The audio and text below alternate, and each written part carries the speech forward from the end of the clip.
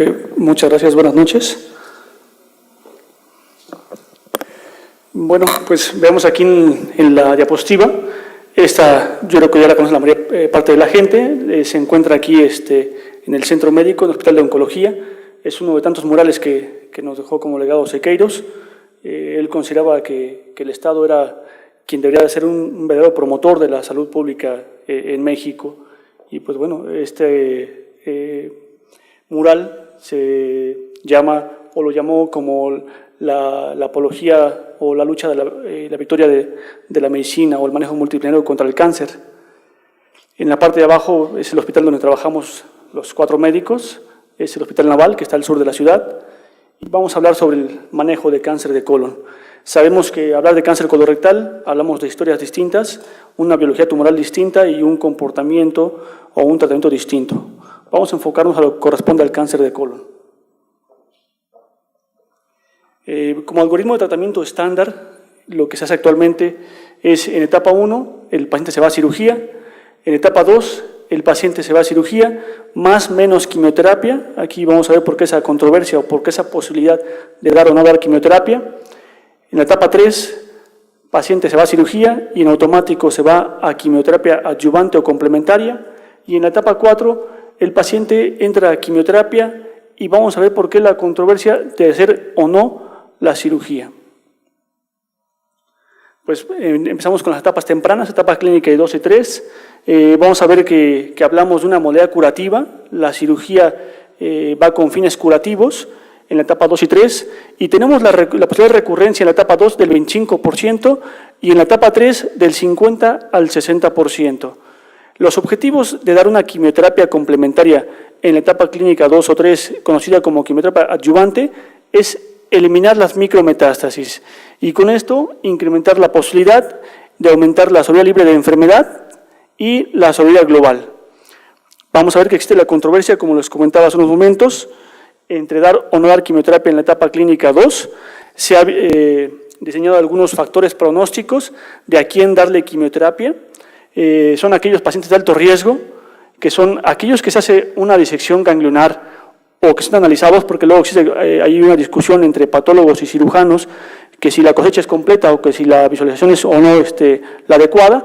Finalmente, si en el reporte hay menos de 12 ganglios, se considera un factor de riesgo.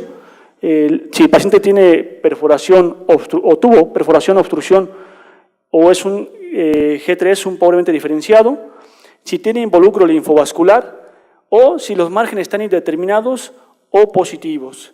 Evidentemente, si no se puede hacer una ampliación de márgenes, si se quedan como márgenes indeterminados o positivos, es un factor de riesgo. Estos nos determinan si el paciente podemos o no darle quimioterapia. Sabemos que el 25% de los pacientes en etapa 2 van a recaer. ¿Y cuál sería el beneficio de dar una quimioterapia complementaria? Pues el beneficio absoluto en sobrevida es del 5%.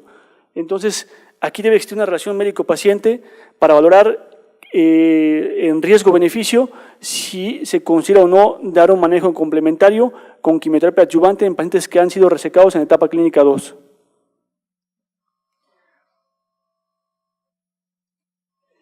Se han hecho además estos factores clínico-patológicos, otros factores moleculares que están publicados, en el JCO del 2006, en el cual se hace un estudio europeo en el cual se revisan 18 genes de aquellos pacientes, como ven, bastante heterogéneo, de etapas clínicas 1 a etapa clínica 4, que fueron operados y se le dio manejo complementario, y que se encontró que se identificaba a pacientes en etapa clínica 2 que no podían recibir quimioterapia adyuvante.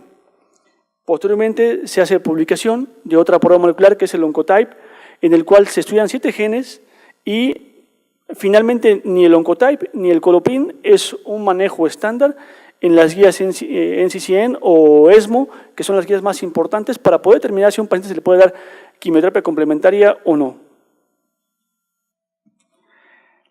¿Qué tenemos en la etapa temprana, además de los factores clínico-patológicos y el patrón molecular?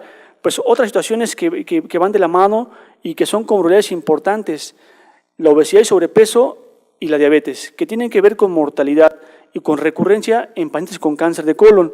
Vemos, y no es algo que no conozcamos, que la prevalencia del cáncer, de la obesidad y sobrepeso en México, veamos, va hasta un 71% en los adultos, en una prevalencia combinada del sobrepeso y obesidad, y de un 34% en la infancia. Entonces, se ha visto que aquellos pacientes con cáncer de colon en etapas 3, la obesidad disminuye tanto la sobrevida libre de enfermedad como la sobrevida global. Lo mismo ocurre en pacientes con diabetes. Muchos han hecho crítica a este estudio sobre lo que se publicó porque se comenta que aquellos pacientes con diabetes, sin diabetes, que si estaban tratados o no con insulina, que si tenían otros factores de riesgo, finalmente fue un factor pronóstico independiente el hecho de que el paciente tuviera diabetes y disminuyera su mortalidad, aumentara su mortalidad en pacientes con cáncer de colon. ¿Cuáles son las recomendaciones finalmente para etapas tempranas de quimioterapia adyuvante que se hacen como un estándar? Bueno, pues para la etapa clínica 3 todos se van a quimioterapia y en etapa 2 se queda a criterio con aquellos factores de riesgo. ¿Qué esquemas se emplean? Pues empleamos oxaliplatino, leucovorin y 5-FU en cualquiera de sus modalidades, sea Folfox, Celox o Capeox o Flox. Se ha visto en los estudios que capestavine, que es una fluoroprimina oral, es similar al 5-fluoracilo, y moléculas como irinotecan, que es un medicamento que se emplea en cáncer colorectal, no tiene ningún beneficio en darlo en adyuvancia. ¿Cuál es el tiempo que se tiene determinado dar quimioterapia adyuvante en aquellos pacientes en etapa temprana? Son 6 meses posterior a la cirugía. Y la terapia blanco, con la cual se cuenta en la actualidad, no tiene ningún beneficio en quimioterapia adyuvante, es decir, en quimioterapia complementaria posterior a la cirugía. Se sabe que el adicionar oxaliplatino en pacientes de más de 70 años no otorga beneficio y puede ir en detrimento del estado de salud del enfermo. ¿Qué pasa en la etapa avanzada? En la etapa avanzada, pues desde que se conoce en los 50 el 5-fluoracilo, hasta la fecha se ha ganado terreno, incluyendo todos los medicamentos, los más activos en cáncer colorectal, como es el oxaliplatino, el irinotecan, el 5-FU, con los anticuerpos monoclonales, en cualquiera de las combinaciones, y hemos ganado terreno en la etapa avanzada. Finalmente, en el Reino Unido se preguntaba, o se hizo un estudio en el cual decía, si vamos a dar quimioterapia, ¿hasta qué momento tenemos que dar quimioterapia al paciente? ¿Hasta la progresión, hasta la intolerancia, hasta que el paciente fallezca? ¿Cuál es el momento ideal para suspender la quimioterapia? Bueno, bajo este interrogante se hizo un estudio en el Reino Unido en el cual se dejaron a los pacientes en intermitencia versus continuar, y se vio que mínimo 12 semanas de tratamiento eran suficientes para dejar al paciente descansar sin quimioterapia y volver a reintroducir en caso de progresión. Finalmente, otros estudios europeos, como el Optimus 1 y el Optimus 2, en el caso del Optimus 1 nos habla sobre si tú das Folfox al paciente hasta la progresión, finalmente llega un momento que la toxicidad es inaceptable para el paciente con medicamentos como el oxaliplatino a través de la neuropatía. Entonces se vio en este estudio que si suspendíamos oxaliplatino y dejábamos con la pura fluoropirina, teníamos la misma sobrevida con mejor calidad de vida. Y en el Optimus 2, que es el estudio de los franceses con el grupo Gercor, aquí dice, bueno, pues ¿qué pasa si suspendemos la quimioterapia y dejamos únicamente una fluoropirina de mantenimiento? Y se vio que finalmente para fines de sobrevida global es lo mismo suspender la quimioterapia después de las 12 semanas y dejar al paciente versus continuar con la quimioterapia. Hay un beneficio en este estudio de 2 meses únicamente en sobrevida libre de progresión, no en sobrevida global. Pues son los estudios más importantes que nos clarifican hasta dónde llevar al paciente, si llevarlo hasta la progresión o dejarlo descansar.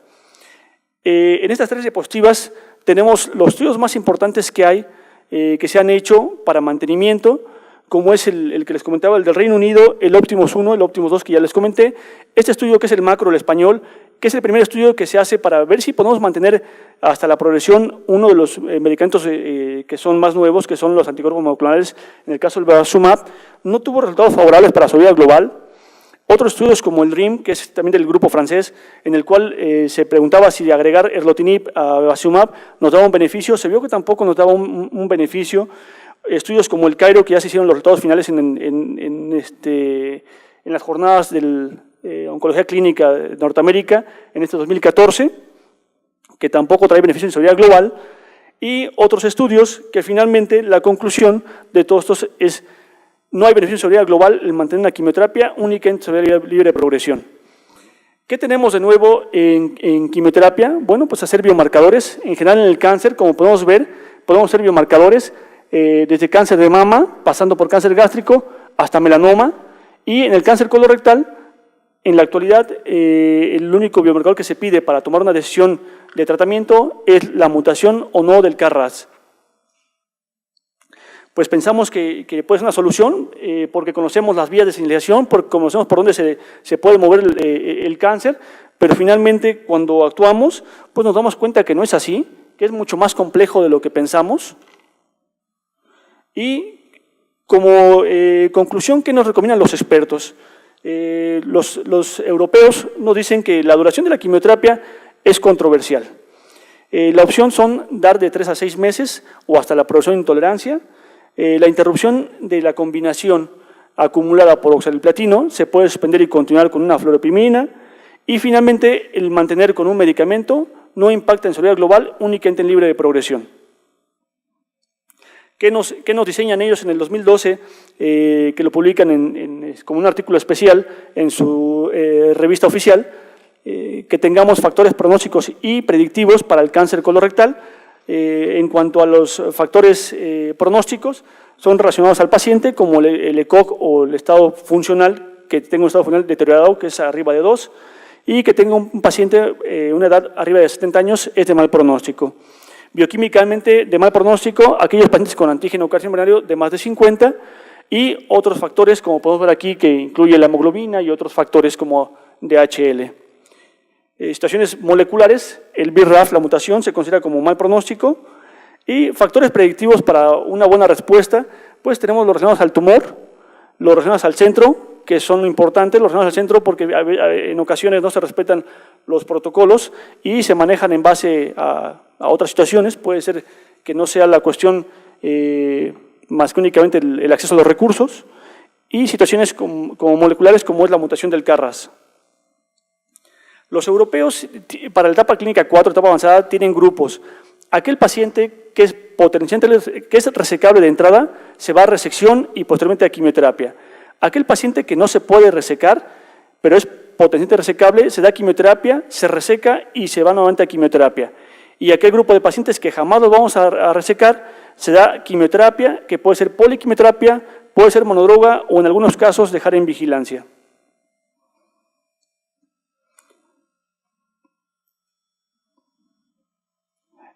Algunos de los esquemas que podemos ver se pueden manejar en primera, segunda o tercera línea. Hay múltiples opciones según el esquema con el que se cuenten. No hay diferencia entre emplear uno y otro al inicio. Los norteamericanos, a diferencia de los europeos, aquí me parece que no tienen una orden de pensamiento en etapa 4 como lo tienen los europeos, basando por sus grupos.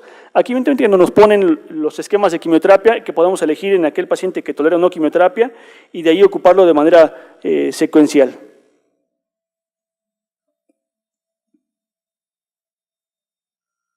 Finalmente sabemos que la etapa clínica es importante para sobrevida y es el factor pronóstico más importante. Pero podemos tomar como base el cáncer de mama, que la etapa clínica o el TNM nos está quedando ya corto. No se puede decir que sea una herramienta que no se deba emplear porque es comunicación entre médicos y para tener una mejor organización, pero finalmente la etapa clínica se va quedando atrás con los patrones moleculares o biomarcadores. Finalmente, como última diapositiva, ¿qué tenemos? Pues se hace una publicación en la revista educacional del ASCO, que es la Sociedad Americana de Oncología Clínica, en donde se pregunta si la última década fue una década perdida. Finalmente el autor hace mención en la introducción cómo desde los 50 que se introduce el 5-fluoracilo hasta los 90 que se empieza a agregar moléculas nuevas y en el 2004 que ya tenemos todo el conjunto de medicamentos de anticuerpos y medicamentos nuevos, se esperaba que hubiera un boom y del 2004 al 2014 pues vemos que los avances han sido modestos. Él lo hace como un planteamiento o una pregunta, si es una década perdida.